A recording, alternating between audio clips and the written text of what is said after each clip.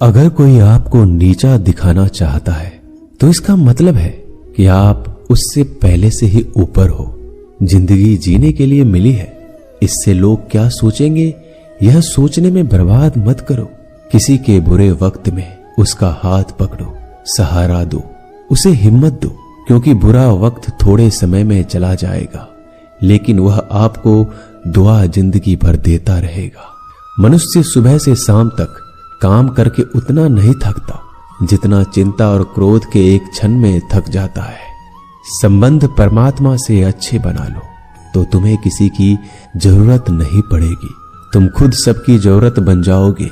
सलाह देने तो हजारों आते हैं लेकिन जब साथ देने की बारी आती है तो केवल भगवान आते हैं। जीतने के बाद तो सारी दुनिया गले लगाती है, क्योंकि जो आज आपके साथ है वह कल आपके खिलाफ हो सकते हैं।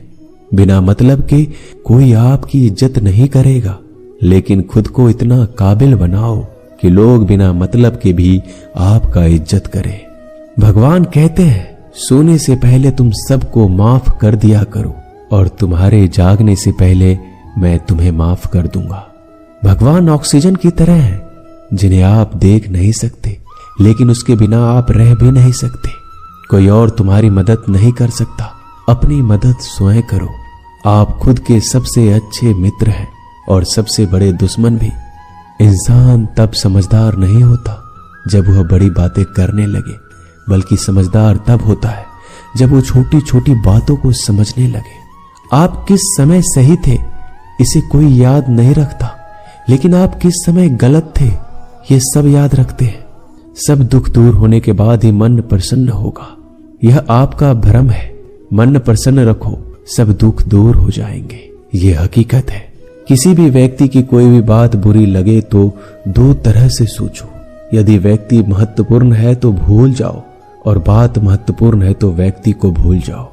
रिश्तों का संबंध सिर्फ रक्त से नहीं होता, जो मुसीबत में हाथ थाम ले उससे बड़ा कोई रिश्ता नहीं होता।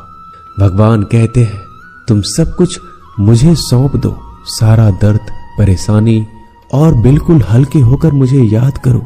धीरे धीरे तुम्हारा जीवन बदल जाएगा। हर रोज रात को सोने से पहले भगवान को अपनी पूरी दिनचर्या बता के सोएं। अगर आपके द्वारा किसी का दिल दुखा है तो मन ही मन उससे माफी मांगे। अगर आपका किसी ने दिल दुखाया है तो उसे माफ करके सारी चिंताएं भगवान को सौंप कर सो जाए। यकीन मानिए इससे आपकी जिंदगी खुशनुमा बन जाएगी।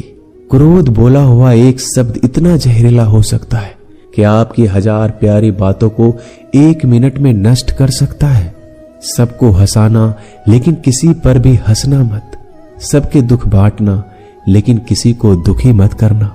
सबकी राह में दीप जलाना लेकिन किसी का दिल जलाना मत। यही जीवन की रीत है, जैसा बोओगे वैसा ही पाओगे। दुआएं और प्रार्थनाएं असंभव को भी संभव बना देती है। ईश्वर को ना हमारे तन की जरूरत है ना धन की, उसको तो बस पवित्र मन की जरूरत है। इसलिए वो हमें कुछ भी छोड़ने के लिए नहीं कहता, बस कहता है बच्चे मन से विकार छोड़ो, गंदे विचार छोड़ो। जो आने वाला है वो हमेशा गुजरे हुए कल से बेहतर होगा। यही एक सोच आपके जीवन में कभी निराशा नहीं होने देगी। झूठ कितना अजीब है, खुद बोलो तो अच्छा लगता है, दूसरे बोले तो गुस्सा आता है। खुशियां चाहे किसी के साथ भी बांट लो, पर गम हमेशा भरोसेमंद इंसान के साथ ही बांटना चाहिए। जीवन में समय चाहे जैसा हो, परिवार के साथ रहो तो सुख बढ़ जाता है, दुख हो तो बढ़ जाता है। सच्चा मित्र वही है जो उस समय में भी आपके साथ खड़ा हो जब सारी दुनिया आपके खिलाफ हो। आपके पास जितना भी है उसके लिए बार बार दिल से धन्यवाद कहें, हर वक्त कहें। यकीन मानिए जितना भी है वो जल्दी कई गुना हो जाएगा। प्रार्थनाएं और ध्यान इंसान के लिए बहुत जरूरी है, क्योंकि प्रार्थना में भगवान आपकी बात सुनते हैं और ध्यान में आप भगवान की बात सुनते हैं। श्री कृष्ण से कितना कुछ छूटा, पहले माँ छूटी, फिर पिता छूटे, फिर जो नंद किशोर मिले वो भी छूटे, संग साथी छूटे, राधा भी छूटी, गोकुल छूटा, फिर मथुरा छूटा। श्री कृष्ण से जीवन भर कुछ न कुछ छूटता ही रहा। नहीं छूटा तो वो था देवत्व, मुस्कान और सकारात्मकता। श्री कृष्ण दुखी नहीं, उत्सव के प्रतीक है। सब कुछ छूटने पर भी कैसे खुश रहा जा सकता है, ये श्री कृष्ण से अच्छा कोई नहीं सिखा सकता। इसलिए हमेशा खुश रहें, सदा मुस्कुराते रहें। जीतने का मजा भी तभी आएगा जब लोग आपके हार का इंतजार करेंगे। गीता में लिखा है, यदि कोई आपको अच्छा लगता है तो अच्छा वो नहीं, अच्छे आप हैं, क्योंकि उसमें अच्छाई देखने वाली नजर आपके पास है। अपनी पीड़ा के लिए संसार को दोष मत दो, अपने मन को समझाओ। तुम्हारे मन का परिवर्तन ही तुम्हारे दुखों का अंत है। सोच और नीयत अच्छी रखिए, फिर आपके कष्ट प्रभु स्वयं दूर कर देंगे।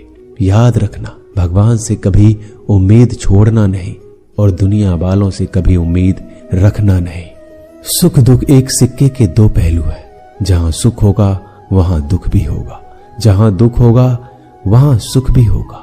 इसलिए सुख दुख के बारे में बिना सोचे निरंतर अपने लक्ष्य को प्राप्त करने के लिए प्रयास करते रहना चाहिए। एक बात हमेशा याद रखना, किसी के सामने गिड़गिड़ाने से ना मोहब्बत मिलती है ना इज्जत। इसलिए अपने स्वाभिमान को जिंदा रखो। कोई अगर आपकी किस्मत में होगा तो आपके पास खुद ही चलकर आएगा। दूसरों को हराने का मौका मत दो, बस खुद को आगे ले जाने की जिद पालो। कभी हार ना मानने की आदत ही एक दिन जीतने की आदत बन जाती है। सिर्फ दो चीजें मनुष्य के भाग्य का निर्माण करती है। पहला, स्वभाव। अगर आपके स्वभाव में अच्छाई, विनम्रता और गुण है तो आपका भाग्य चमकेगा। अगर आपका स्वभाव क्रोधी है, आलसी है, तो आपका भाग्य बिगड़ना अनिवार्य है। इसलिए अपने स्वभाव को मधुर और आकर्षित बनाइए। दूसरा, आपकी वाणी। बोलना तो आदमी 2.5 साल की उम्र में ही सीख जाता है, परंतु कब, कहां और कैसे बोलना है उसे यह जिंदगी भर भी नहीं समझ पाता। जिसे ये बोलना आ गया कि कब, कहां और कितना बोलना चाहिए, समझ लो उसे सफल होने के लिए कोई नहीं रोक सकता।